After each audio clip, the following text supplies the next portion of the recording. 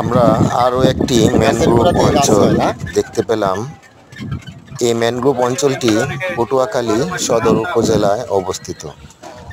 যখন আমরা অটোতে করে এই ম্যানগ্রোভ এরিয়াটি পার হচ্ছিলাম, বিস্ময় দৃষ্টিতে শুধু তাকিয়ে দেখছিলাম সবুজের অভয়ারণ্য।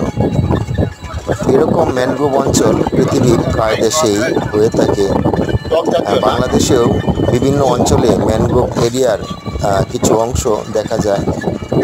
এখানে আমরা পটুয়াখালী দেখছি, তারপর পটুয়াখালীর কলাপাড়াতেও রয়েছে ম্যানগ্রোভ এরিয়ার কিছু অংশ, এবং চট্টগ্রামের মহেশখালীতেও এই ম্যানগ্রোভ এরিয়া, এবং বাংলাদেশের সবচেয়ে বড় ম্যানগ্রোভ এরিয়া হলো সুন্দরবন। পটুয়াখালীতেও এর কিছু অংশ দেখতে পাওয়া যায়। যতই আমরা ম্যানগ্রোভ এরিয়াটিকে পরখ করছিলাম, ততই ভালো লাগা কাজ